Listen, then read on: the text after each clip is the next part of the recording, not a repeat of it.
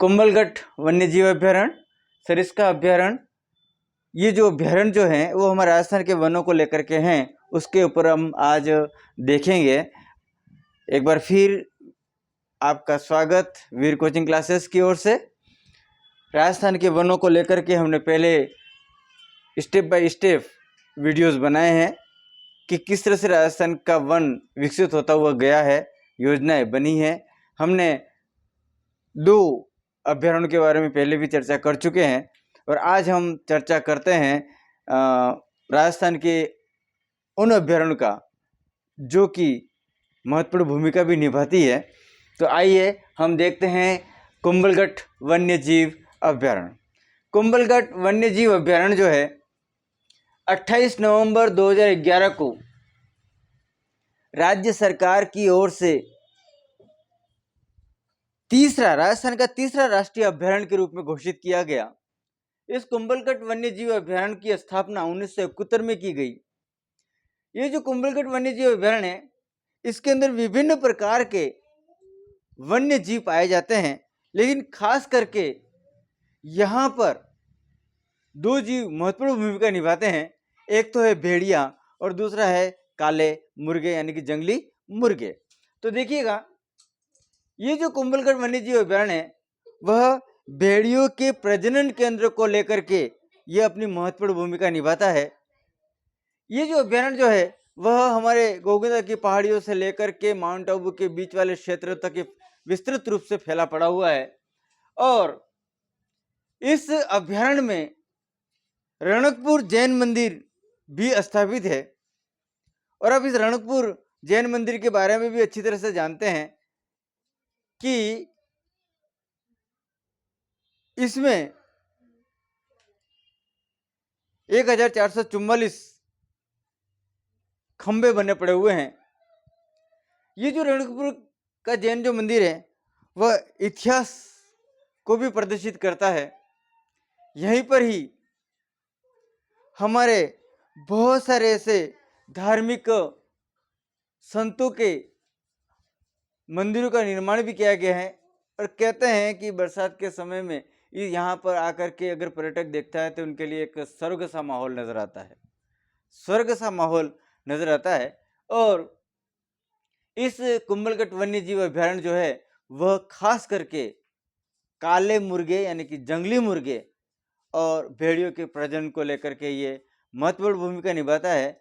1971 में यह स्थापित यह अभ्यारण्य राजस्थान का तीसरा राष्ट्रीय अभ्यारण्य बनकर के उभरा। तो हमारा ये कुंभलगढ़ वन्यजीव अभ्यारण्य जो है वह अपनी महत्वपूर्ण भूमिका निभाता है। आगे की ओर देखते हैं सरिस्का अभ्यारण्य अलवर। सरिस्का जो अभ्यारण्य जो है वह हमारे अलवर सिटी से 35 किलोमीटर की दूरी पर अरावली पर्वत श्रृंखला के कंदराव तराइयों के अंदर स्थापित यह सरिस्का अभ्यारण्य है। 1955 में इस अभ्यारण्य को घोषित किया गया था। 1990 में इसे राष्ट्रीय उद्यान के रूप में घोषित किया, लेकिन 1982 में केंद्र सरकार के द्वारा अधिसूचना इस अभ्यारण्य को लेकर के जारी हुई। समझिएगा, केंद्र सरकार के द्वारा 1990 में राष्ट्रीय उद्यान के रूप में, अभ्यारण्य को लेकर नहीं, उद्यान के रूप में घोषित किया था और इसी उद्यान को लेकर के केंद्र सरकार के द्वारा 1982 में अधिसूचना जारी हो गई थी। इस अभ्यारण्य में केंद्र सरकार के द्वारा बाघ संरक्षण को लेकर के बाघ परियोजना का भी निर्माण हुआ। यह जो अभ्यारण्य है वह हमारे अरावली पर्वत श्रृंखला का वह भाग जहां पर पूरी तरह से पहाड़ियों के आच्छन्न में घिरा पड़ा हुआ है। इस अभ्यारण्य के अंदर 2 पठार हैं। इसका भी आरपीएससी के द्वारा प्रश्न आ चुका है। पहला जो पठार है वह काटना और दूसरा है काकवाणी। ये 2 बहुत ही महत्वपूर्ण पठार बने पड़े हुए हैं। इस सरिस्का अभ्यारण्य के अंदर हर एक प्रकार के वन्य जीव उपलब्ध हैं, लेकिन इसके सबसे महत्वपूर्ण इस सरिस्का की जो पहचान बनकर के उभरी है 2006 के आरपीएससी के एग्जाम को लेकर के, और वो था हरे कबूतर। और यहाँ पर जो है वो हरे कबूतर इस सरिस्का अभ्यारण्य के अंदर उपलब्ध हैं। तो देखिएगा, जब आरपीसी 2006 के अंदर जब इस हरे कबूतर को लेकर के प्रश्न आया था, तो वो बहुत ज़्यादा छानबीन की गई, तब पता लगा कि हरे कबूतर को हमारे सरिस्का अभयारण्य के अंदर हैं। और वह भी इसलिए पता लगा कि उसके जो खाने का जो दाना था, उसका हमेशा ही टेंडर पास होता रहता था। तो इस सरिस्का अभयारण्य के अंदर भृतहरि, पांडुपल हनुमान जी और ताल वृक्ष धार्मिक मंदिरों की स्थापना है। भृतहरि मंदिर, पांडुपल हनुमान जी की मंदिर और ताल वृक्ष जैसे धार्मिक मंदिरों की स्थापना है। और हमारे आरपीसी ने भरथरी को लेकर के, पांडुपुर को लेकर के, ताल वृक्ष को लेकर के क्वेश्चन ले लिए हैं। और ये जो अभ्यारण्य है वो 492 किलो वर्ग मीटर क्षेत्र में फैला पड़ा हुआ है। और इसकी सबसे बड़ी विशेषता इस सरिस्का अभ्यारण्य को लेकर के है, तो वो यह है कि हमारे उस समय के जो राजा थे, महाराजा जयसिंह, वो उदयपुर के अंदर भ्रमण को लेकर के आए थे। उन्होंने आज का वर्तमान जो लेक पैलेस जो होटल है उसको देखा था, जिसके कारण वो इतने जबरदस्त प्रभावित हुए कि अपनी पत्नी को लेक पैलेस जैसा होटल, ऐसा महल गिफ्ट में देने के लिए इस सरिस्का अभयारण्य का चयन किया। क्योंकि सरिस्का अभयारण्य के अंदर भी झील बनी हुई है, और झील के अंदर जो अपनी पत्नी को जो गिफ्ट किया महल, आज वर्तमान में यह सरिस्का होटल के नाम से जाना जाता है। सरिस्का होटल के नाम से जाना जाता है। और जिस तरह से उदयपुर के अंदर उस लेक प्लस होटल के अंदर जाने के लिए नावें चलाई गई हैं, वैसे ही इस होटल में जाने के लिए नावों का चलन है। लेक प्लस होटल में सौर ऊर्जा के द्वारा संचालित नावें हैं। यहाँ पर सौर ऊर्जा की द्वारा संचालित नावें नहीं हैं, लेकिन पर्यटकों को इस सरिस्का पैलेस होटल के अंदर ले जाने के लिए नावें संचालित होती हैं। तो हमारे राजस्थान के अंदर दो ही ऐसी जगह हैं जहाँ पर झील है और झील के अंदर नावों का संचालन होता है, और दोनों झीलों के बीच में महलों का निर्माण है। तो हमारे राजा महाराजा जयसिंह ने अपनी पत्नी के लिए, यहाँ पर क्वेश्चन आपके लिए छोड़ता हूँ, आप कमेंट करके बताइएगा कि महाराजा जयसिंह की पत्नी का क्या नाम था। क्योंकि ये भी हमारे आरपीसी ने क्वेश्चंस ले लिया है कि उस पत्नी का नाम बताइए जिसको गिफ्ट में एक महल दिया था, जो वर्तमान में होटल है। और ये जो होटल जो है वह राजस्थान पर्यटक विकास निगम इसको संचालित करता है। तो कह सकते हैं कि ये जो सरिस्का अभ्यारण्य जो है उसका पूरा देख रेख और संचालन करने का काम राजस्थान पर्यटक विकास निगम कर रहा है। और यहाँ पर एक और होटल का निर्माण किया गया है, और वो है होटल टाइगर डेन। तो इस अभ्यारण्य के अंदर दो होटलें हैं पर्यटकों को केंद्रित करने को लेकर के। महाराजा जयसिंह के द्वारा अपनी पत्नी को गिफ्ट किया हुआ महल, जिसे हम सरिस्का पैलेस होटल कह रहे हैं, और दूसरा होटल टाइगर डेन। और ये दोनों का संचालन राजस्थान पर्यटन निगम विकास निगम के द्वारा हो रहा है। अब यहाँ पर मैंने जो क्वेश्चन छोड़ रखा है कि महाराजा जयसिंह की पत्नी का क्या नाम था, आप कमेंट करके बताइए। हम आने वाले वीडियो के अंदर हम इन महाराजा के पत्नी का नाम भी बताएंगे, जो कि उदयपुर के अंदर करने के लिए आए थे, और लेक पैलेस होटल को देख करके इतने प्रभावित हुए थे कि अपनी पत्नी के लिए उसी स्वरूप में वही डिजाइन्स को लेकर के सरिस्का अभ्यारण्य के अंदर उस झील के अंदर महल को बनाया था। और इस अभ्यारण्य के अंदर दो प्रकार के वनस्पति की अधिकता पाई जाती है। धोक, एक तो है हमारा धोक और दूसरा है लापला। धोक और लापला दो ऐसी वनस्पतियां हैं जो सर्वाधिक मात्रा में इस सरिस्का अभ्यारण्य के अंदर पाई जाती है। बाकी बहुत सारे वन्य जीव तो उपलब्ध हैं ही, क्योंकि यहाँ पर बाघ परियोजना का विकास हुआ है, इसलिए बाघों को लेकर के अपनी महत्वपूर्ण भूमिका निभाता ही है। केंद्र सरकार के द्वारा बाघ परियोजना संरक्षण को लेकर के कार्य हुआ है, और यहाँ पर दो पठार भी बने पड़े हुए हैं। मैं आशा करता हूँ कि ये हमारे जो शॉर्ट एंड स्वीट ये जो सरिस्का अभ्यारण्य को लेकर के हमने पॉइंट किया है, ये प्रत्येक पॉइंट जो है वो हमारे आरपीएससी के द्वारा लिए गए प्रश्न हैं। लिए गए प्रश्न है कि अलवर से कितने किलोमीटर दूर सरिस्का अभ्यारण्य है, यह भी क्वेश्चन आया हुआ है। उसके बाद में कब घोषित हुआ, यह भी आया हुआ है। कब राष्ट्रीय उद्यान के रूप में घोषित किया, यह भी आया हुआ है। अधिसूचना कब जारी की गई, किसके द्वारा की गई, वो भी आया है। पठारों को लेकर के आया है, मंदिरों को लेकर के आया है, कितने वर्ग किलोमीटर में फैला है, कथन को लेकर के, मिलान को लेकर के आया हुआ है।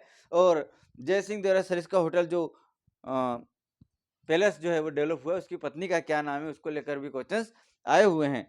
तो मैं आशा करता हूँ कि ये बहुत सारी बारीक बारीक बातें जो आरपीएससी को लेकर के अब तक, जब से आरपीएससी ने अपना है ना वो पेपर्स बनाने का निर्माण शुरू किया है, वर्तमान तक इन सरिस्का अभियान को लेकर के क्वेश्चंस बन चुके हैं। अब यहाँ पर कुछ करंट क्वेश्चंस भी बन के पड़े हुए हैं। तो मैं चाहूंगा कि जब भी हम इस बाघ संरक्षण को लेकर के, बाघ को लेकर के जब हम परियोजना के बारे में बात करेंगे, तब हम आपको बताएंगे कि किस अभ्यारण्य से कौन सा बाघ किस अभ्यारण्य के लिए गया, उसका क्या नाम था, उसका क्या नाम था, और उसे वहां पर ट्रांसफर क्यों किया गया, उसको लेकर के हम बहुत ही विस्तृत तरीके से चर्चाएं करेंगे।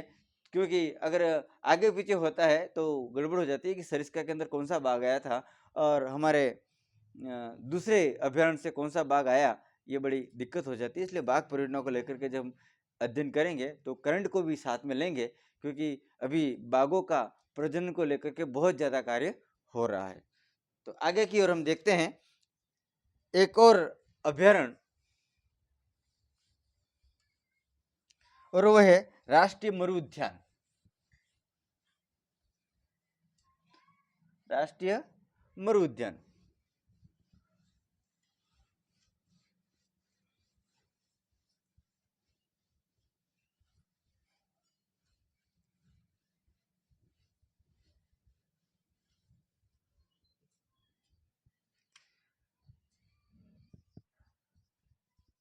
राष्ट्रीय मरु उद्यान यह हमारे बाड़मेर में, और बाड़मेर के अंदर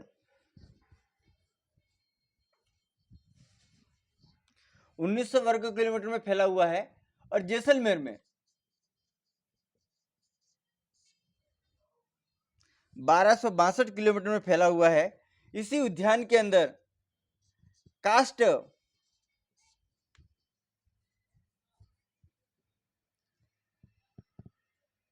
अवशेष उपलब्ध है, जिसे हम आकल उद्यान के रूप में जानते हैं। आकल वुड फॉसिल पार्क भी बोलते हैं इसे। इस उद्यान के अंदर शॉर्ट एंड स्वीट को लिख रहा हूं, उसके बाद में आपको इसका पूरा वर्णन करूंगा। यहां पर पीवड़ा,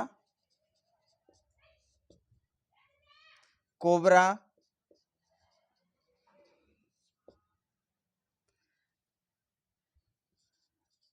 रसल्स, स्वाइपुर,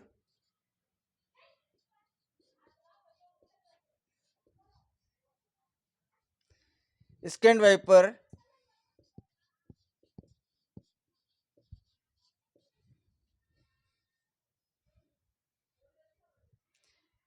और काले हिरण और गोडावन महत्वपूर्ण है, और उसको हम कह सकते हैं उभयचर जंतु समूह टाड की प्रजाति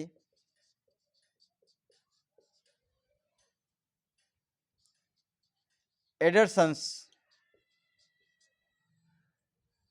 पाई जाती है।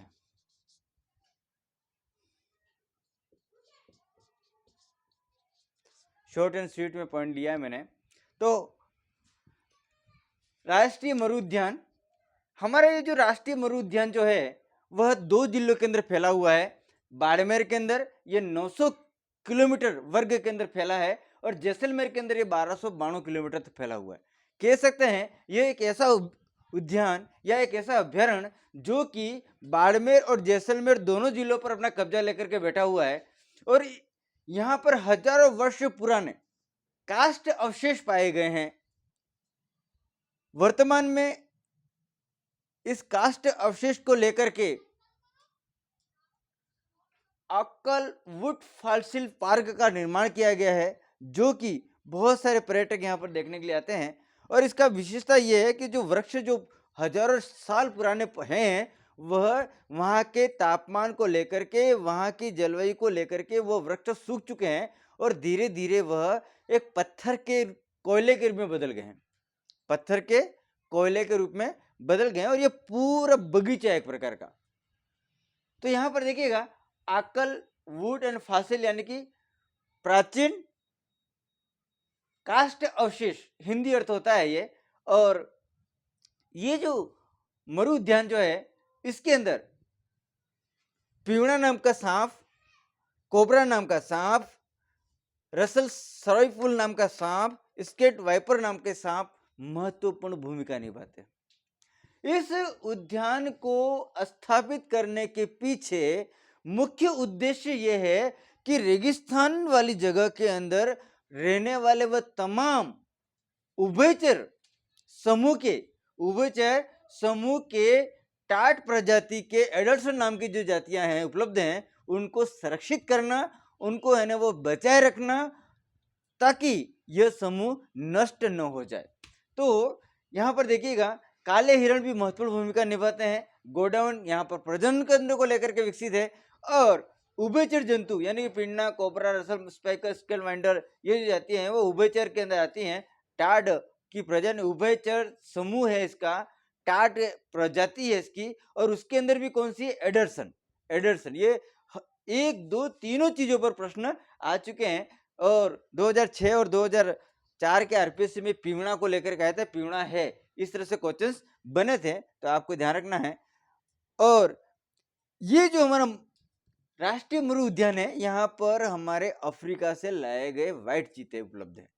चीतों के प्रजनन को लेकर के राष्ट्रीय मरु उद्यान के अंदर अफ्रीका से लाए गए चीतों को छोड़ा गया है, व्हाइट चीतों को लेकर के छोड़ा गया है, प्रजनन को लेकर के, उसकी संख्या को बढ़ाने को लेकर के। तो ये हमारा जो राष्ट्रीय मरु उद्यान है वो बहुत ही महत्वपूर्ण हमारे मरुस्थलीय रेगिस्तान को लेकर के उपलब्ध है, महत्वपूर्ण भूमिका निभाता है। क्योंकि यहाँ पर कादरी नाम का संस्था जो है वो कार्य कर रही है, जिसे हम central assert zone of research institute भी बोलते हैं।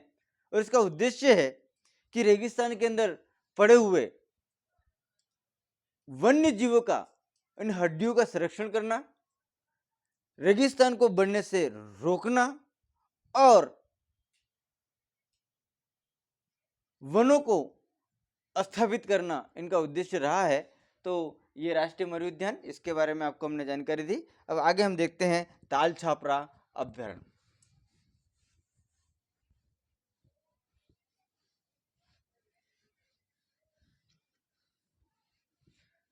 ताल छापरा अभ्यारण्य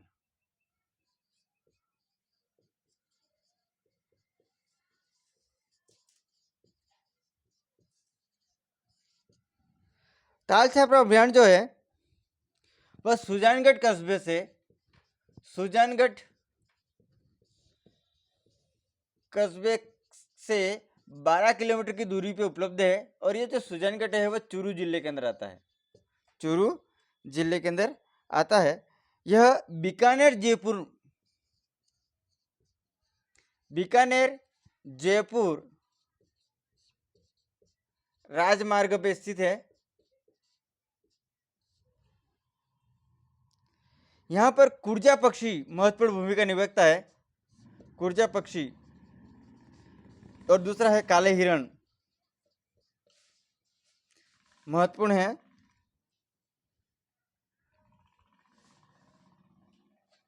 महाभारत के छापर दौड़पुर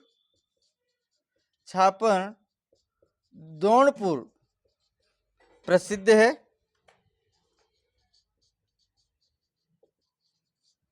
वह क्षारीय भूमि है, क्षारीय भूमि है। लाना नाम की झाड़ी उपलब्ध है, लाना नाम की झाड़ी उपलब्ध है।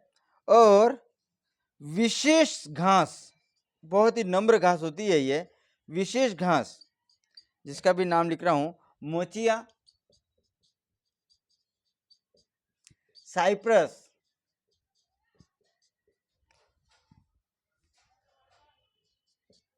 रोटल्ड उपलब्ध है। ताल छापरा अभयारण्य चूरू, देखिएगा हमने कहीं कहीं पर उद्यान शब्द का यूज किया है और कहीं पर अभयारण्य का यूज किया है, तो ध्यान रखिएगा उद्यान उसी अभयारण्य के अंदर उपयोग में लिए गए जहां पर एक अच्छा बगीचा पर्यटकों को लेकर के विकसित हुआ है। जहां पर पर्यटकों को लेकर के कोई ऐसा बगीचा निर्माण नहीं हुआ है, वहां पर हमने उद्यान का शब्द का प्रयोग नहीं किया है, वहां पर सिर्फ अभयारण्य का प्रयोग किया है। और ये ताल छापरा है वो हमारे चूरू जिले के अंदर है। चूरू जिले में सुजानगढ़ नामक कस्बा है और वहां से 12 किलोमीटर दूरी पर यह स्थापित है, बीकानेर एवं जयपुर राष्ट्रीय मार्ग पे। यानी कि बीकानेर जयपुर राष्ट्रीय मार्ग से भी क्वेश्चन ले चुका है, सुजानगढ़ कस्बे से भी क्वेश्चन ले चुका है, ताल छापरा अभयारण्य को लेकर भी क्वेश्चन ले चुका है। कितने किलोमीटर, उसके बाद में इस अभयारण्य के अंदर सबसे महत्वपूर्ण जो पक्षी है वो कुरजा पक्षी, उसके ऊपर भी क्वेश्चंस ले चुके हैं। काले अभयारण्य को लेकर भी क्वेश्चन ले चुका है। और महाभारत के समय में द्रोण छापर द्रोणपुर नाम का पैलेस है, छापर द्रोणपुर नामक का पैलेस है इस ताल छापरा अभयारण्य के अंदर, यह भी बहुत प्रसिद्ध है। और इस पूरी ताल छापरा अभयारण्य की पूरी मिट्टी क्षारीय भूमि है, क्षारीय भूमि है। तो ये क्षारीय भूमि होने के कारण यहाँ पर लाना नाम की झाड़ी सर्वाधिक मात्रा में पाई जाती है। और बरसात के समय यहाँ पर सबसे नरम घास, सबसे नरम घास जो है मोचिया साइप्रस रोटल्स नाम की जो घास है वह उपलब्ध है। इस पे भी हमारा क्वेश्चन आ चुका है। सबसे नरम और मुलायम घास हमारी ताल छापरा अभयारण्य के अंदर पाई जाती है। और कुरजा को लेकर के स्पेशली क्वेश्चन बना था। कुरजा जो है वो गीतों को लेकर के बना था। कुरजा जो शब्द का जो यूज हुआ है वो गीत को लेकर हुआ है। तो यहाँ पर भी मैं कहना चाहूंगा कि कुरजा जो पक्षी है वो संदेश वाहक पक्षी है। कौन सा है? संदेश वाहक पक्षी है। और ये जो गीत हमारे उस मारवाड़ क्षेत्र के अंदर गाया जाता है, किसी परिवार के अंदर मुखिया जो है वो विदेश में कमाने के लिए जाता है, तो उनकी जो पत्नी होती है वो संदेश भेजने के हेतु इस कुरजा पक्षी को बुला करके चिट्ठी का आदान प्रदान करवाती है। और इस कुरजा को लेकर के गीतों का भी निर्माण हुआ है। और ये जो कुरजा पक्षी है वो हमारे ताल छापरा अभयारण्य से लिया गया है। तो देखिएगा फिर एक बार, सुजानगढ़ चूरू कस्बा बीकानेर जयपुर राष्ट्रीय मार्ग पर कुरजा पक्षी काले हिरण उपलब्ध है। महाभारत के समय छापर दौलपुर प्रसिद्ध है। क्षारीय भूमि इसके अंदर उपलब्ध है, लाना नाम की झाड़ी है। और बरसात के समय सबसे नर्म घास उगने वाली ये पैलेस है और वो नर्म है मोचिया साइफर रोडन्स नाम की किस्म की घास। तो मैं आशा करता हूँ कि आपको हमारे इस अभियान को लेकर के जो हमने भी अभियान के बारे में शिक्षण दिया है आपको समझ में आएगा। आगे हमारे बहुत सारे अभियान अभी बाकी पड़े हुए हैं। हम धीरे धीरे इन अभियान के डीप नॉलेज के साथ में आपको हम बताते रहेंगे। आपके कमेंट हमारे लिए बहुत ही महत्वपूर्ण हैं, क्योंकि हम अभी इसे शॉर्ट में इसलिए ले रहे हैं क्योंकि सामने ही अभी रीड प्री का एग्ज़ाम है और एग्ज़ाम को लेकर के आपके पास सिलेबस है और सिलेबस में व्यवस्थित रूप से दिया गया राजस्थान के वन और अभ्यारण्य जो लिए हैं। हो सकता है इन अभ्यारण्य को लेकर के क्वेश्चंस इंपॉर्टेंट हो जाए, क्योंकि हमारे राजस्थान के अंदर राष्ट्रीय अभ्यारण्य और राज्य अभ्यारण्य, राष्ट्रीय उद्यान और राज्य उद्यान उपलब्ध हैं। तो मैं आशा करता हूँ कि ये अभ्यारण्य को लेकर के अगर आपके रीड में कोई क्वेश्चन आता है तो आप इसे 100% करके जाएंगे। तो एक बार फिर मैं कहना चाहूँगा कि हम लोग जो हैं वह हर बुधवार को और शनिवार को लाइव क्लासों के अंदर जुड़ते हैं। बुधवार के में जिस लाइव क्लास को जुड़ते हैं उसका हमारा यूनिट भी अलग है, और शनिवार को भी हम लाइव क्लास के अंदर जो जुड़ते हैं उसका यूनिट भी अलग है। तो आप इसे ज़्यादा से ज़्यादा जुड़िए और उस यूनिट का नॉलेज को लीजिए और अपने कमेंट्स भेज करके आप हमें प्रोत्साहित कीजिए, ताकि हम आपके सवालों को उत्तर दे सकें, मैं आशा करता हूँ। और हमारे ऑफलाइन क्लासें भी शुरू हो चुकी हैं। अगर आप हमसे ऑफलाइन में पढ़ना चाहते हैं तो हमारे डिस्क्रिप्शन के अंदर हमारा मोबाइल नंबर अंकित है, आप उन्हें कॉल कीजिए और हमसे कांटेक्ट कीजिए, क्योंकि कुछ बातें जो होती है वो समय के अभाव में हम वीडियो में शूट नहीं कर पाते हैं, तो ऑफलाइन के अंदर हम बहुत सारी बातें जो कि आपकी जो समस्या हैं उसको हम सुन करके उसकी रिप्लाई हम देते हैं और अच्छी तरह से उनको समझाने का प्रयास करते हैं। क्योंकि वीडियोस के अंदर हम आपके न तो फेस को देख पा रहे हैं और न ही आपकी समस्याओं पर हम रीड कर पा रहे हैं, इसलिए थोड़ी सी समस्या होती है। बाकी कमेंट पे हम आपका उत्तर देते ही देते हैं। तो एक बार फिर मैं हमारे वीर कोचिंग क्लासेस की ओर से जो मनोवैज्ञानिक कोटेशन स्किनर का है उसको मैं फिर दोहराना चाहूँगा, क्योंकि ये हमारा मुख्य पॉइंट बन चुका है, मुख्य हमारा एक प्रकार का स्लोगन है इस वीर कोचिंग क्लासेस का कि mind, heart and hand if are controlled completely success man. Thank you.